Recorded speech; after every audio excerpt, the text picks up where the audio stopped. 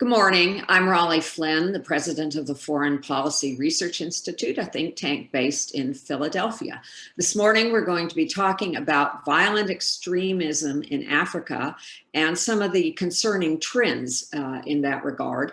Our host this morning will be Ambassador Charles Ray, who is the chair of FPRI's New Africa program. He also served as U.S. Ambassador to the Kingdom of Cambodia and the Republic of Zimbabwe. He also had a 20-year career in the Army with postings in Europe and Asia, including 2 tours in Vietnam during the war.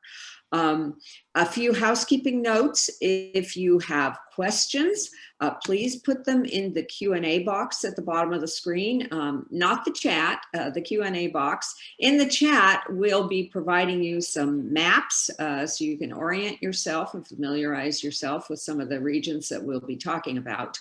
If you have technical issues, put those in the chat as well.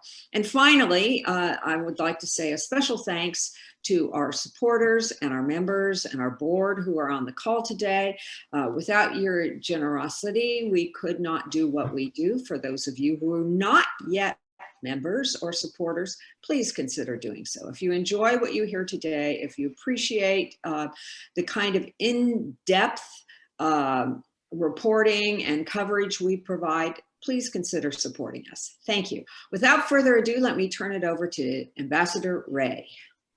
Thank you, President Flynn, and thank you, those members of the audience, for joining us today.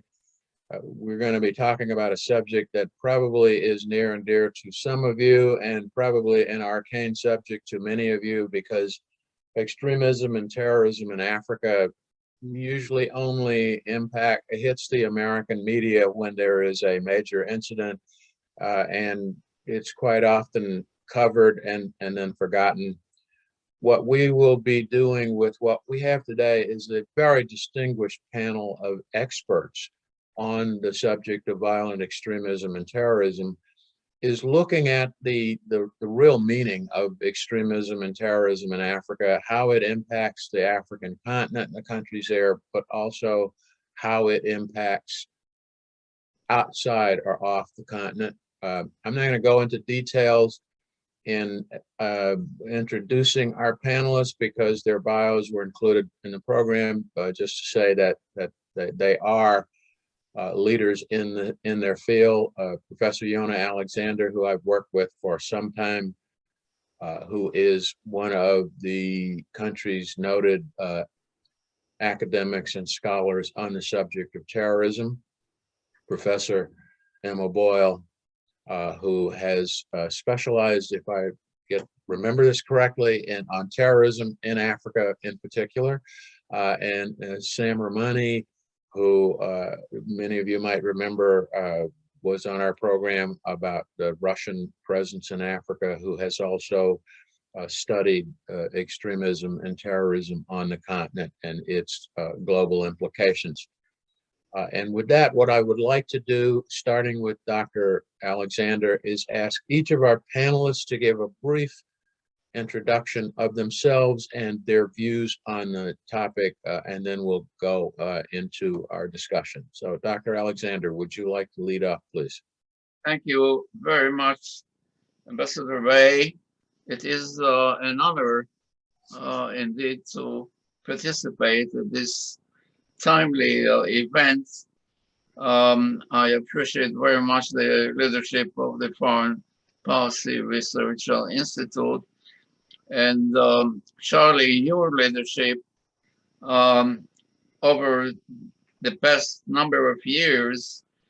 And it reminds me, as a participant observer, you mentioned long experience, actually over maybe 8 decades. And at any rate, I still feel that I'm really a student of Africa. In all humility, when I began to look at Africa as a continent, I was really struck that there were some 1,000 different languages or dialects or whatever. And I said, what am I doing here? I knew some or learned Arabic. And at some point I thought I would learn also Swahili. But at any rate, I'm a student, so I am delighted that Charlie Ray provided the leadership. I would like to mention one event that we had actually in 2019 on African security concerns, the challenges, the opportunities, and so forth. In other words, we covered at that time some issues like climate change, natural disasters, immigration, refugees, terrorism, and insurgencies, wars, and also the role of diplomacy in the traditional statecraft, as well as broader missions at this time. And Charlie, I'd like to mention also that last year, we focused on the COVID-19 health and security issues also in Africa.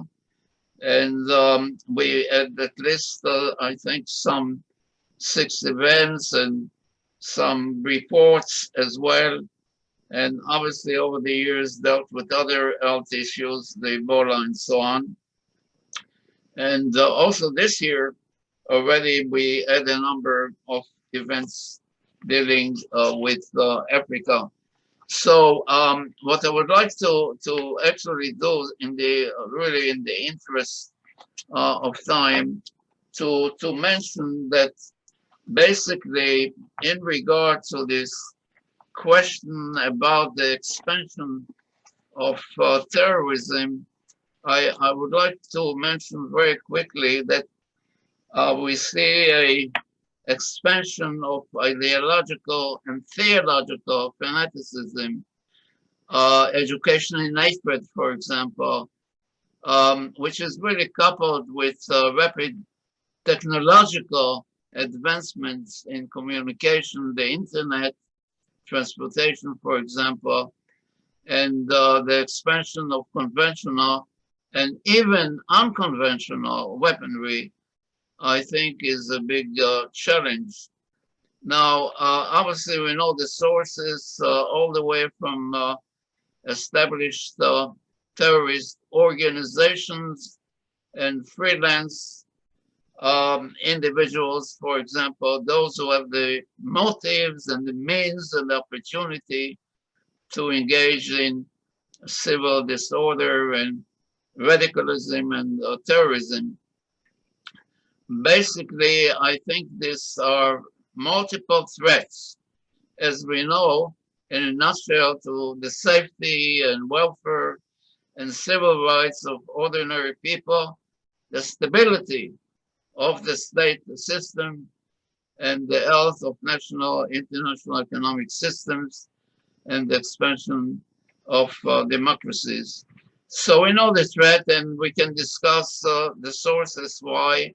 I would wait maybe for some questions. And what actually can we offer as recommendations to reduce the nature and intensity of the threat and to bring it to some manageable levels? Now with this COVID-19, everybody is thinking about Africa as a source, South Africa, in terms of the variants and so on. So the question is, what can we do together that we can do really better in regard to these changes, both Mother Nature's, I think, challenges and man-made? At this point, maybe I will stop and then we'll see how the discussion goes on. Thank you. Thank you very much. Professor Boyle, please. Good morning, everyone. I'd like to echo Professor Alexander's thanks to FPRI for inviting me here this morning, and thank you all for attending. A little background about myself. I'm currently an assistant professor of political science at LaSalle. Previously, I got my PhD in political science and African studies. And before coming to America, I worked at Mbarara University in Uganda as well for a short while. So that's kind of my background that led me here.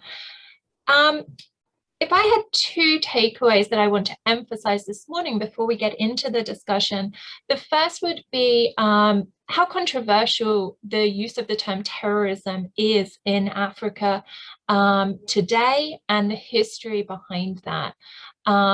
So you go all the way back to the independence movements. Many of them were discredited, or they tried to discredit them at the time by calling them terrorists. And we see a continuation of that pattern today. Anytime a government is challenged, particularly one of the more authoritarian governments, anytime a government is challenged, there's an opposition movement. We continue to see this term terrorism used to dismiss these opponents to the regime, right? And so that, as I said, dates back to the independence movements. And that's something that we should be aware of as we go into this discussion. The second point, talking about contemporary politics, that I want to emphasize is that it's very difficult to understand what is happening in many of these different countries that are experiencing extremism or insurgencies without understanding the local politics. So we have a lot of connections between some of these extremist groups with groups like ISIS, previously with groups like Al-Qaeda, and it kind of gives this impression that, oh, we know what we're talking about. Right? This is just Al-Qaeda in a different part of the world, or this is just ISIS in a different part of the world.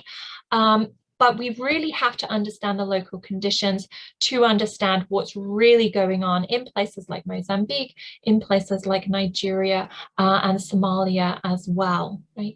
And I'm sure we're going to get into a lot more of those details as our discussion goes on today. So those are the two points that I want to emphasize as we start, and I'm looking forward to hearing your questions today. Thank you. Mr. Ramani. Hello, thank you so much for the Doctor invitation. yet? Have you completed your? Oh yes, I have. Yeah, I completed my Oh, so you're doctorate now on Dr. 30th of March. Ramani. Yeah. Sorry, my mistake. Dr. Thank you so Ramani, much. please. Yeah. So thank you so much for the invitation here today. I completed my doctorate in the 30th of March at the University of Oxford in the International Relations Department, and I'm currently working on a book about Russia's foreign and security policy towards Africa, which really traces from the late Gorbachev era on until the present day. So it's one of the first contemporary study in English as a book on that subject. So I've come into the study of the local dynamics and also the dynamics of terrorism and extremism in Africa very much from looking at the external and great power dynamics inward. But I would absolutely agree with the what Emma's just said with regards to the fact that local dynamics are extremely important in understanding the terrorism and insurgency. And also you should draw a much clearer distinction between those two phrases, terrorism and insurgency too, because often those two seem to blur together. So if I had a couple of points that I wanted to make at the start over here, is that I think that there's a growing tendency in the, particularly in the media, the think tank discourse, and also I think to some extent the US foreign policy establishment to over-ascribe or to over-centralize these particular terrorist groups. Like, for example, the Allied Democratic Forces in Congo had an increase in attacks from 29 attacks to 46 attacks. This is in the Democratic Republic of Congo from 2019 to 2020.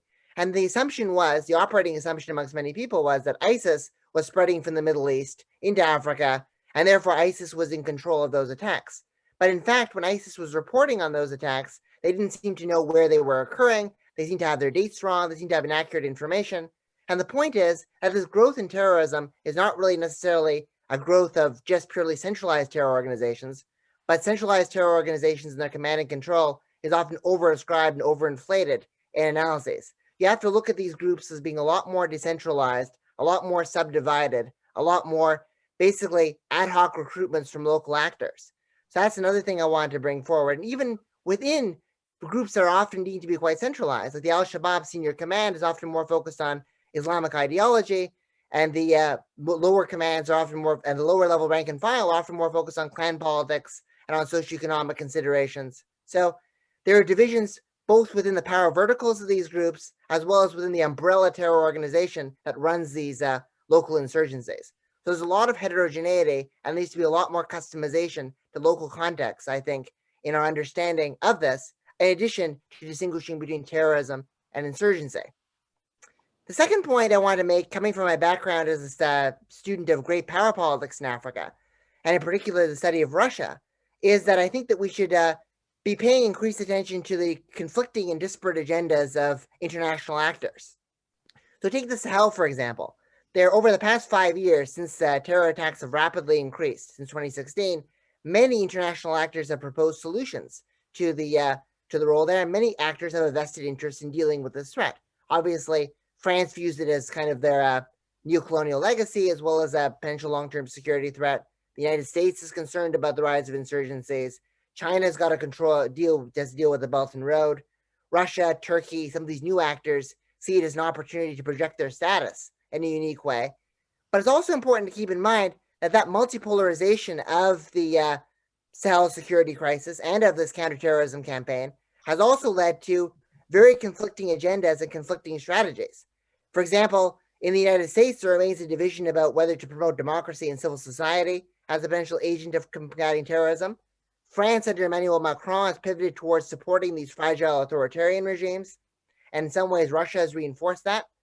China has focused on economic stability at all costs, but hasn't really gotten involved in the political sphere, whereas Turkey, for example, has empowered local Islamic groups and more decentralized civil society-based solutions as the way of resolving this problem.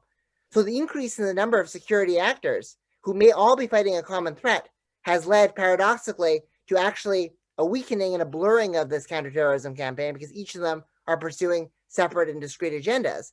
And we're seeing that same kind of dissonance occurring with local institutions, particularly the Economic Community of West African States and the G5 in the Sahel, as well as more UN-based programs. So I just want to draw one overarching point, is that there are a lot of heterogeneity within these terrorist groups and extremist groups. They should be treated as blocks. And also, the increased number of international actors that are involved is not necessarily contributing to better governance. In fact, it might be doing the opposite because of all their competitions and ideational disagreements.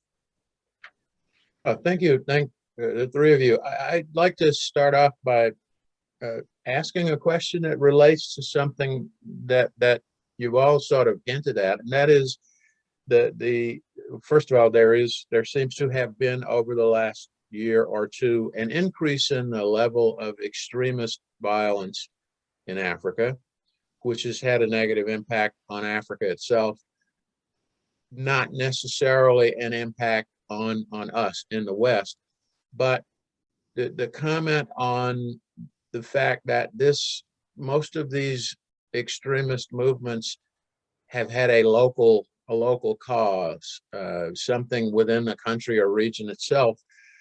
What do you think is the best way for us in the West, individually and collectively, to approach this issue of, we don't have a terrorist movement, we have a lot of extremist situations in 50 countries, if you really want to put it that way. What is the best way to approach that? Sam, you were last speaking, and you sort of hit that. What's your view on that? Well, I think that's an interesting point that you raise over here. Absolutely, I was talking about this. I think that it is, first of all, a bit hard to resolve many of these local crises, particularly because there seems to be a one common counterterrorism strategy that comes through. Like, for example, when France is in Mali, they're involved with dealing with Al-Qaeda and ISIS in Mali, not realizing and recognizing the fact that both of those groups have very different recruiting mechanisms. And also, for example, like the most common messaging that seems to be coming from Al-Qaeda, that's most resonant from some of my Malian sources, is that they are talking about how they're bankrupting France and bankrupting a former neocolonial power. So it's a lot more about this kind of historical revenge narratives, whereas ISIS is a lot more about the traditional extremist narratives. And if you're fighting the two of them at once and treating them as the two as equals, that becomes a bit of a problem. So I think that there are a few approaches that you can possibly take. The first would be to try to distinguish more directly between anti-systemic actors and systemic actors. So actors that are willing to engage with regional institutions or also domestic institutions, and those which are seeking just to cause disruption at all costs.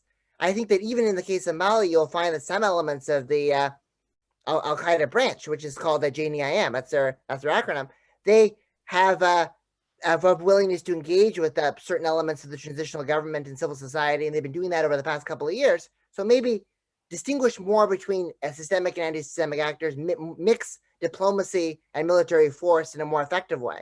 That could be one way of dealing with this. And the second thing is that we should eschew these kind of categorizations or the assumption that the same transnational groups in the Middle East that are running ISIS and Al-Qaeda are pulling the strings locally. And the third thing would probably be, to build on that, would be to situate security crises within their broader regional environments. Like, for example, there is if you're looking at some of the situations in Uganda, or you're looking at some of the situations in Mozambique, it's important to know that training can sometimes come from a wide variety of sources. So even countries like the Democratic Republic of Congo, we have a civil war, or even more stable countries like South Africa or Nigeria can lead to training in more disparate theaters where you might not expect it. So I think a whole of continent approach and a more broader whole of region approach, instead of dealing just specifically with the most afflicted countries in some kind of a block like the G5, is probably the most effective way of perhaps mitigating these problems. So those would be a few suggestions that I would have. Professor Boyle? So I'd add to what Samuel has just said. Once you've dealt with immediate security consequences or security threats, I would then add that I think you need to look at state capacity and state building in a lot of these areas. Right? Over and over again, what we see, the pattern here is as these groups emerge, they're almost always from poorer, isolated regions of the country, right? If you look at Boko Haram in Nigeria, that area of the north where they are from is one of the most kind of cut off areas of Nigeria. And we see a similar dynamic here with the Al-Shabaab group within Mozambique as well. These are areas that do not feel like the government, the national government, is responsive to them. Sometimes not only not responsive, but actually acting in the detriment to these regions of the country. Right. So once you've dealt with the immediate security implications, you then have to look at how you build the capacity of the state, how you bring these regions into a functioning state so that they are getting the benefits of being part of what are often ostensibly democracies. So we see that in Mozambique, we see that in Nigeria, and Nigeria obviously having a checkered past there as well in terms of democracy and dictatorship. But for countries particularly that are experiencing these kind of extremist groups and are on the surface democracies, they have a duty to make sure that services are available and these areas of the country are brought into the government in some way that is beneficial. Otherwise, you do start getting groups arguing, well, what is the benefit here? And you start seeing in some places extremist groups, in other places separatist groups, and generalized insurgencies as well. So there has to be an understanding here of what the governments can do on a non-security level as well. Right? And sometimes that's as basic as making sure that these areas are connected with decent transport infrastructure. Right? Are there paved roads going to major towns, right, in the north of Nigeria, for example? Are there other transport links that can be used here? So infrastructure like that can be very important as well. Right. Thank you. Dr. Alexander. Right. There are different ways, of course, to answer your question. I just want to suggest that number one, we have to see the bigger picture, meaning to see the forest, the interregional impact, what's happening in Africa, and then, of course, to look at the trees, individual countries, and so forth. For example, in terms of analysis, academically, what we try to do since 9/11 is to look at the interregional. Why does Africa still matter? And obviously, we can detect an arch of instability in Africa that has an impact in North America, for example, South America, in terms of, let's say, the trafficking of cocaine and arms and so on. And then the arch of instability all the way from the Atlantic to the Red Sea, the Indian Ocean, and reaching out to many countries. Turkey was mentioned. I would like to mention, for example, the interest of Iran in Africa, particularly this stage of developments and so on. And of course, we dealt with Russia, China, and we do have other interests in the region. But I think, Charlie, in my humble view, I believe that if we want to focus on the African concerns, we have to look at the list, so to speak, of the contributing factors that encourage terrorism and extremism. For example, the consequences of the Arab Spring, it's already 10 years and so on, of the different ethnic or racial, religious or tribal intolerance, violence, the propaganda that is going on, and psychological warfare. Obviously, it was mentioned the extreme nationalism and separatism. And of course, we have to look at the links also with the criminal activity in the region, beyond the region. I think we mentioned already maybe the population explosion. How do you deal with that? And the refugee problem, unemployment, economic gap between those who have and those who don't. And I think the environment was mentioned. And I think we have to look at the arms supply, the proliferation of weapons, and so on and so forth. So number one, I think we have to look at the contributing factors that we do have data that does encourage terrorism. And the other, I think, issue that we have to look at is in terms of what are the contributing factors or ideas in terms of the future outlook. For example, we can detect continuity of the past and some changes. For example, the energy vulnerabilities or cyber attacks. And again, I think we have to look what we call the super terrorism, even conventional, I think means, and in terms of major mass casualties and chaos, and then of course the biochem, the nuclear, and so forth. So if we can assess the nature of the threats for the individual countries and the impact of globally, regionally and globally, then I think we can come to some recommendations how to reduce the risks. Thank you. Interestingly enough, something that's come out of some of your comments that struck me, when we talk about Africa, we often get into a conversation about the superpower competition in Africa and its impact on politics and economics. And I'll have to admit that today's the first time I have heard it mentioned that this, quote, superpower, if you will, or external power presence and competition in Africa is a complicating factor in extremist movements, which leads me to ask, how do you propose we deal with this issue of the impact that external actors and their differing agendas have on mitigating or controlling or dampening down the level of extremist movements on the continent? Would someone like to take a stab at answering that, please?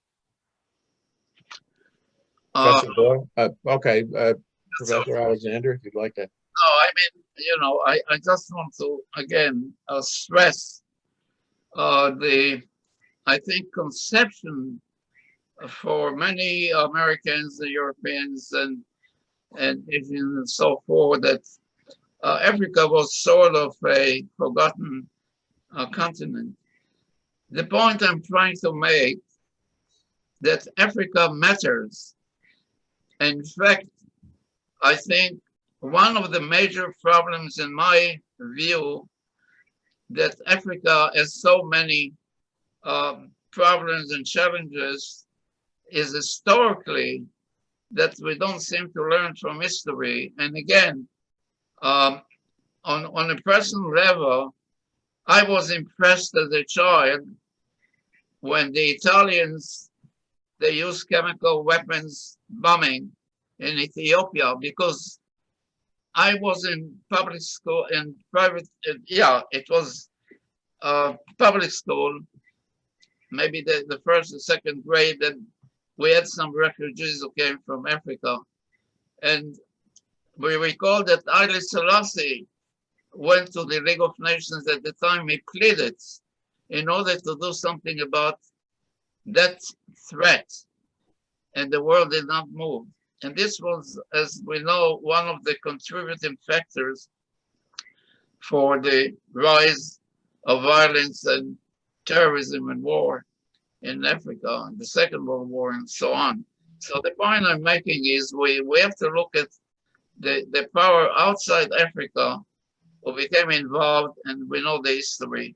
So now Africa matters probably more than ever before, and we have to invest in Africa, but we have to understand what happened in the past. If we learn the past, maybe we would know something about the future. Professor Boyle.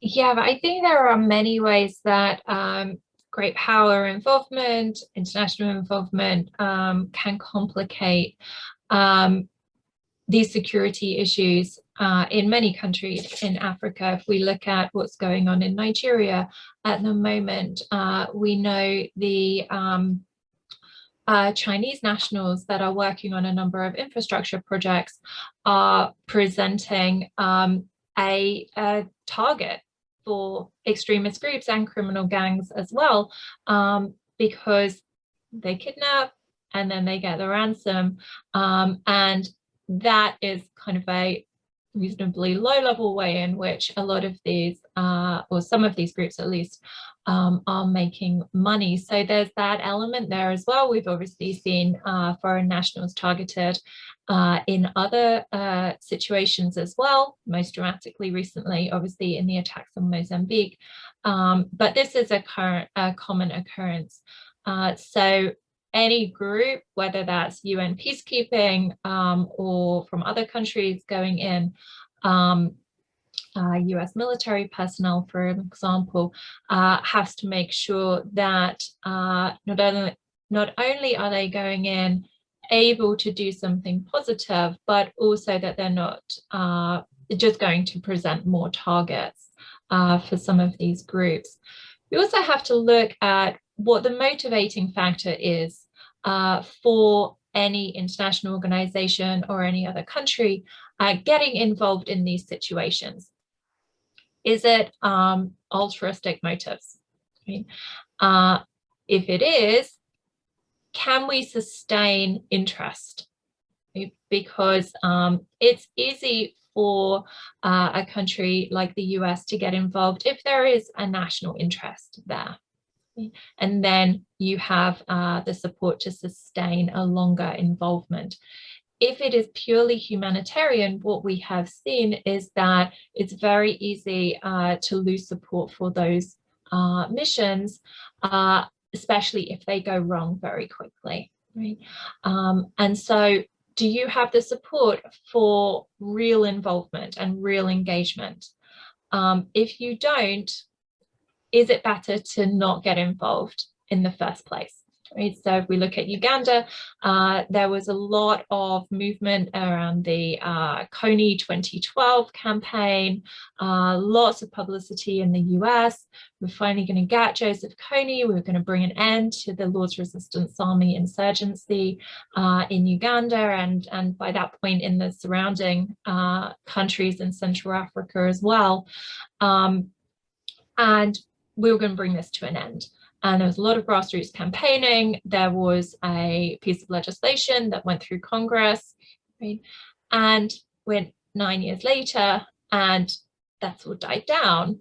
There was a flurry of activity that ultimately did not arrest Joseph Kony. And how much of an impact did it have?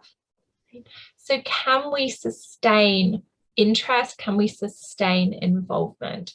And if not, then I think it's best to ask if the limited involvement produces any benefits.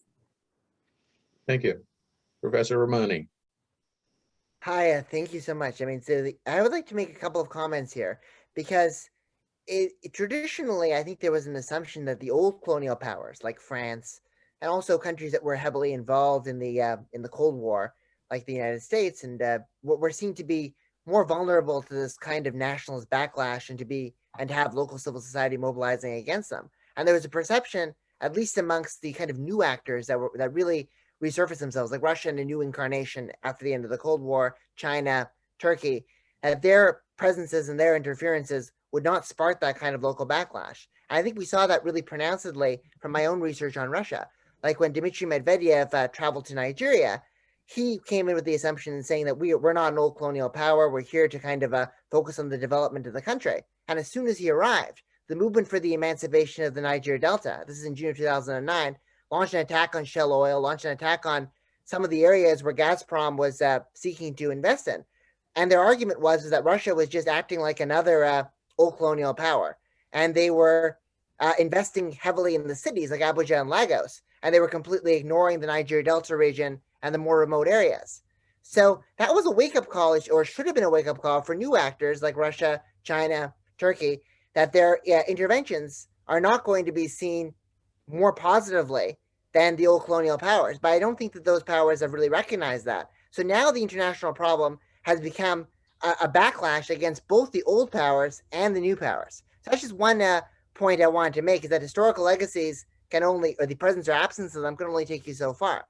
Another point I wanted to make that was interesting that came out from this is that there is a growing transposition of the Russia and China West systemic confrontations onto these local theaters.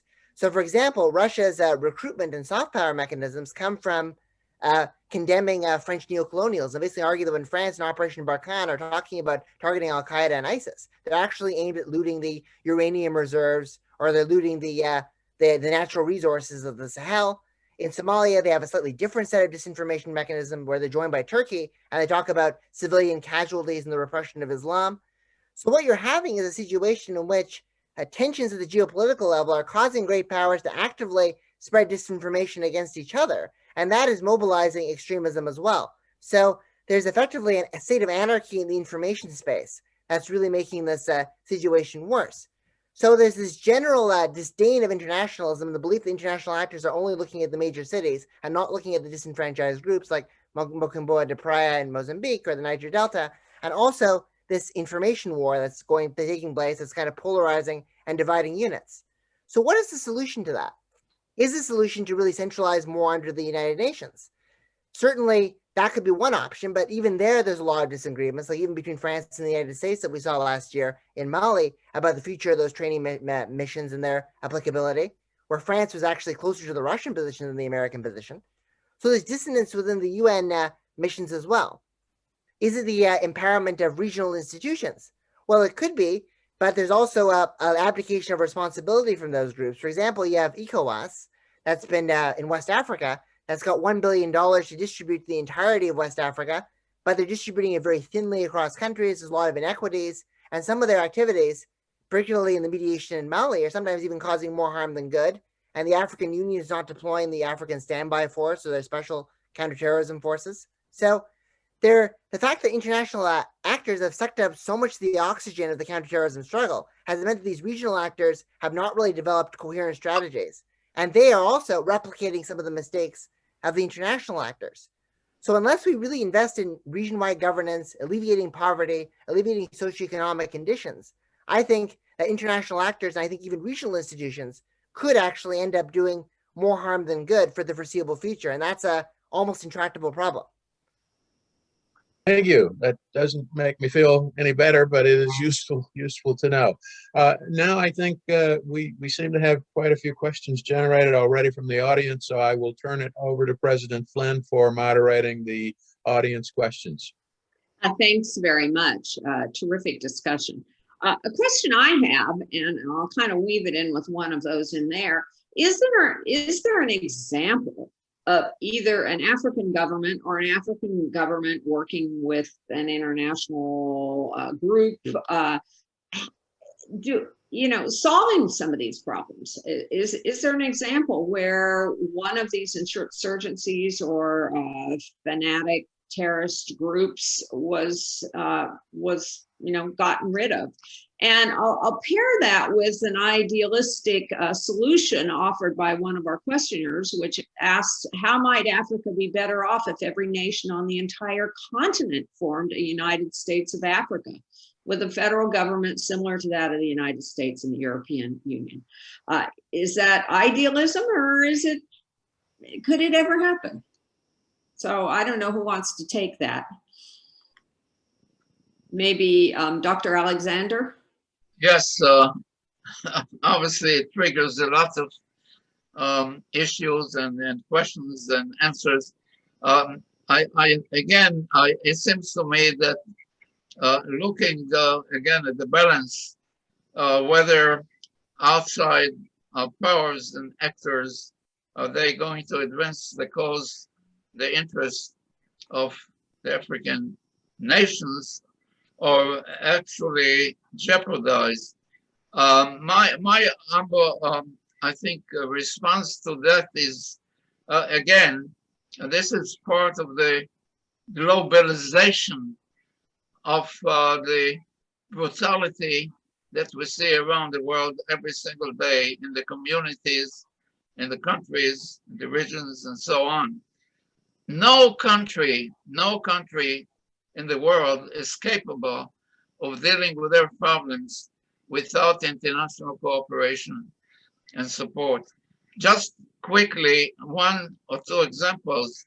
We do have, of course, to come back to your question about the cooperation of outside powers or agencies in African countries, we see that the United Nations peace keeping operations is significant, or even the role of NATO is important in this regard. For example, if we can strengthen US and UN and NATO and French support and so forth in terms of the training and equipment and monitoring resources and so on, or to help to expand the counter-terrorism technical assistance training of personnel and so on.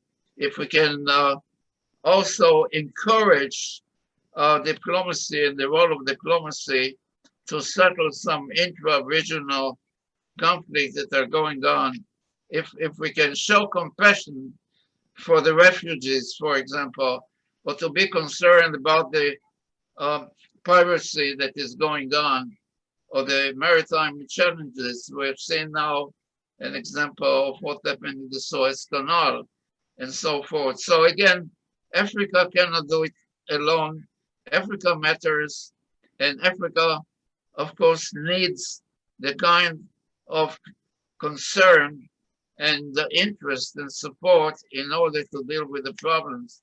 And obviously, there are many recommendations that we can offer, but first we have to see the broader picture. Let me add another question to this. What is the appropriate role of the U.S. military? As you know, the previous administration, the Trump administration, announced the withdrawal of troops from Somalia. And in the subsequent months, most recently, we've seen an uptick in terrorist activity. And now the military was in an advise and assist role, you know, basically a stand back. But what is the impact of U.S. military on the continent? And is there a role for the United States, or should it be more of a diplomatic or a USAID development sort of approach? Sam or Emma? So what I would say on that is I think it should, I mean, the answer almost always is it should be a two-pronged approach. Right? It should have the security element, but it should also have the humanitarian or the developmental element to it as well. And one approach without the other in an area where there's already extremist activity is probably not going to be successful. In terms of what the US military should do, I think it has to work with actors on the ground. And that can be national governments, but also it needs to understand what the regional dynamics here are, or the local dynamics here are. And so if, for example, we're looking at something like Boko Haram, it has to work with the Nigerian government to a large extent, but has to also understand that the Nigerian government has been accused of war crimes in certain areas as well, particularly in the northern area.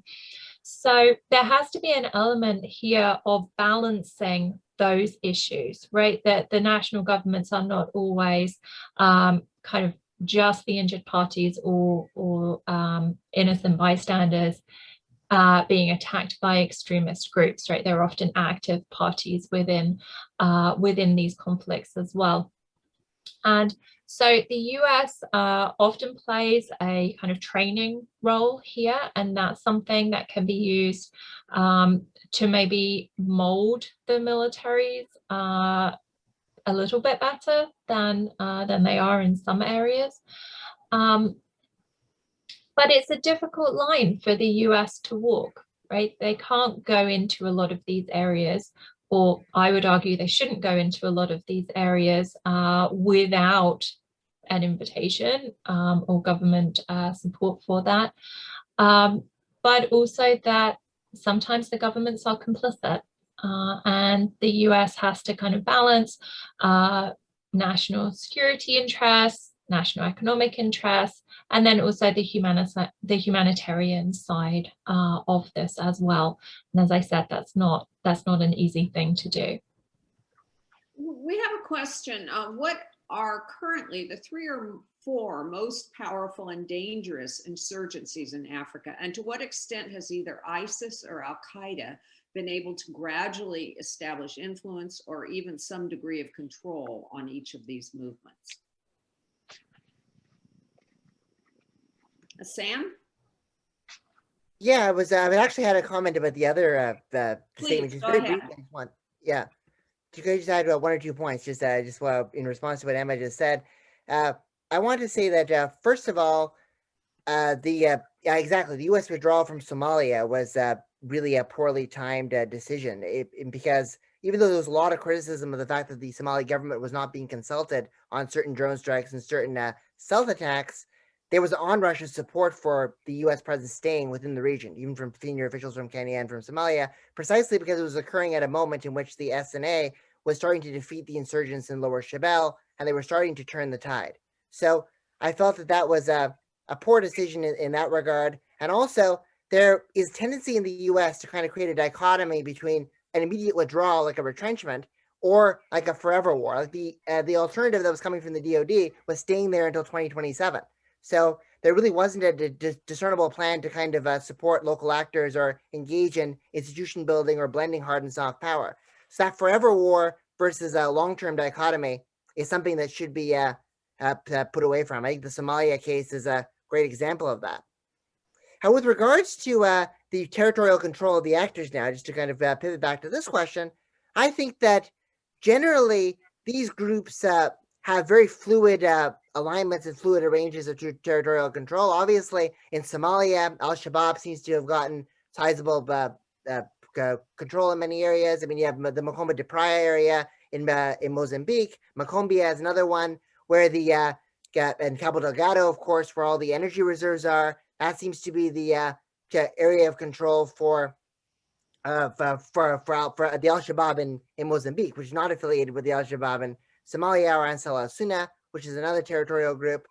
But in general, these groups seem to take focus on areas that are further away from the major cities. They seem to be away from the center of foreign investment, and also in areas where there were long-term sorts of local deprivation. For example, like in the Niger Delta as well, where Boko Haram and other actors have been involved. So those seem to be the main continuities. And but their actual lines of control and actual areas of control seem to be rather fluid and moving. So we shouldn't view them as just concentrated only in those areas. Thank you. Dr. Alexander, can you comment on that question as well in terms of what are the 3 or 4 most powerful and dangerous insurgencies in Africa, and to what extent ISIS or Al-Qaeda has been involved? Of course, I think there is no question about the involvement of the Al-Qaeda and different branches of the Al-Qaeda and the Islamic State, as I mentioned, since the 9/11 in particular. So again, we called it the arch of instability.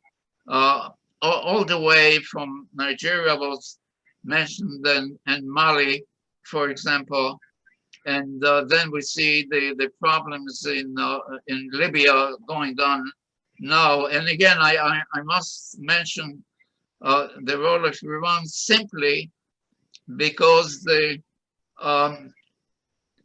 fishing in the muddy waters there of the Iranians, just an example that Morocco cut off relations with Iran. So that's another power that is going on, and we know what's happening in Somalia and the Sudan, for example, now Ethiopia and so forth. So there are so many, but I think what is important to emphasize that there are 2 ways to deal with this, whether it is US support or the international support. One relates to the anti-terrorism or counter-terrorism or counter-insurgency. What are some of the best practices, approaches to deal with that? For example, to deny material support, funding, and so on, mutual assistance. And then I think we have to look also at the long term, I think, responses, for example, to promote what is called the cross-cultural understanding, the tolerance, and to respect different religions and so on and so forth.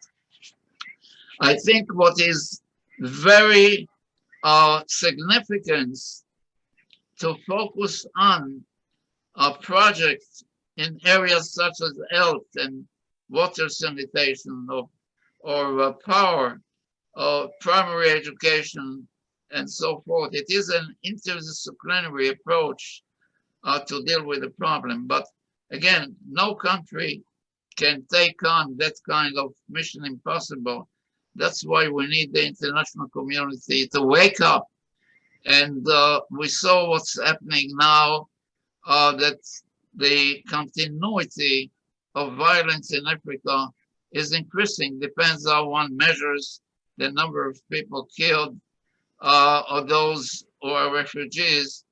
But at any rate, I really think that we must focus on this continent simply because of the historical obligation of the international community of what's happening in Africa today?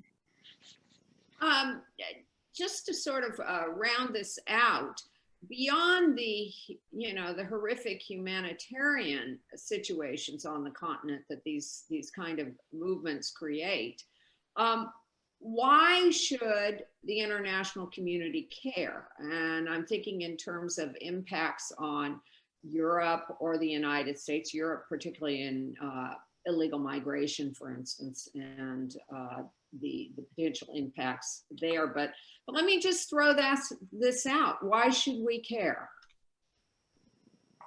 Emma, do you want to? Yeah, of course. So obviously the massive humanitarian impact, as you mentioned, but if we're looking beyond that for more strategic concerns, obviously within Europe, migration is the big issue, right? Coming from Africa across the Mediterranean Sea, and then trying to get into what has become known as Fortress Europe, right? Trying to stem the tide in many ways of some of this illegal migration from the North Africa coast. So that is the big issue for the European Union.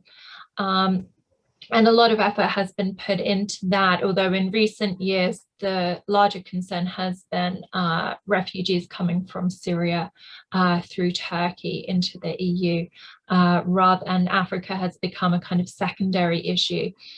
The EU's not going to be worried about attacks like this in Mozambique creating migration coming towards Europe either. So really the EU is going to be worried about what's happening in the kind of northern half of Africa to a large extent in terms of migration. The second part of this is economic. There are vast amounts of minerals and other natural resources found in Africa that are unique to some parts of Africa that we use to power everyday devices, right? The iPhone is the most famous one, traditionally used as a mineral that was only found in the DRC. And so when we talk about aspects like this, that's the example we often point to. Increasingly, there is oil and natural gas exploration, especially offshore. So on the, obviously Nigeria for a long time has developed oil, but increasingly on the east coast of the continent, we're seeing offshore deposits found of both natural gas and oil. And that is going to play a role in a lot of what's happening here, and probably shouldn't be surprised that the region of Mozambique, where we're seeing this insurgency develop, is the coastline where the natural gas has been developed in the last 10 years. And again, it's playing into the inequalities in this region, right? So it's seeing the money come in, but it's not going to the local people, it's not going to local development. So as we see oil and natural gas development, that is obviously of interest to a lot of other countries around the world, but we often see that kind of twinned with some type of violence, right? Whether it's this type of extremism or other types of violence that we see as well. And that is something that foreign companies, but also foreign governments are interested in and obviously care significantly about. Thank you. We have come to an end, but I saw Sam had his hand up. Did you have something quickly you'd like to add? Yes, I just had one thing I wanted to add with regards to Europe's interests. Also, beyond migration and beyond the concessions of foreign oil and gas companies, there's also the role of pipelines and strategic energy infrastructure. For example, in Nigeria, in 2008, there was a competition between Gazprom and the European Union about developing a trans-Saharan pipeline that would stretch from Nigeria up to Niger and on until the Spain and Italy. And that's still something that the Europeans are quite invested in. They put 15 billion euros of capital in there. But precisely after those investments started to be announced, the movement in the Niger Delta, the Men terrorist group, they started launching more terrorist attacks and promoting instability. So long-term energy divestment projects away from Russia in terms of gas for Europe is another strategic priority. And the second area, because it was mentioned by Dr. Alexander earlier, is the issue of maritime shipping and piracy and maritime security. In particular, obviously, the role of al-Shabaab. But the interesting thing here is that maritime security is one of the only areas that, in terms of transnational terrorism threats, in which all the international actors seem to be able to cooperate. For example, even after the Georgian War between Russia and the Europeans, the Nostrashimy Russian frigate ship and the HMS Cumberland in Britain did joint anti-piracy missions together. Russia and NATO are still involved in anti-piracy missions today. So maybe we can learn something from combating maritime security and anti-piracy threats that could translate towards more collaborative terrestrial threats if we have a clearer idea of what our common interests are and kind of avoid this kind of anarchy in the information space that I was talking about before. Fascinating point to make, Sam. Dr. Alexander, any final points? We're 2 minutes over, so before I close out.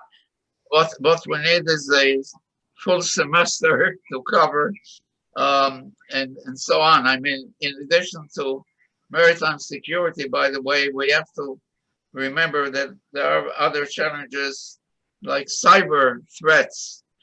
The bottom line is sell, expel, and it really means how we can invest in the trade and the industry and so on, and consumption. So it seems to me you have to decide where to begin. So number one, to begin, you have to protect lives, and you have to try to prevent genocides that we see going on in different parts in Africa and around the world. And we have to somehow make sure that we encourage work on promoting individual and collective human rights. And if not, then unfortunately, the worst is yet to come. Thank you. Thank you for a really interesting discussion to our panelists. And Ambassador Ray, thank you for moderating the event. And again, if you would like to hear this again or share it with others, we were recording this morning, so it will be up on FPRI's YouTube channel within 24 hours. Often we get it up within a few hours. So thank you again for your great questions, to our panelists for a great discussion, and Ambassador Ray, thank you. Please take care and stay safe.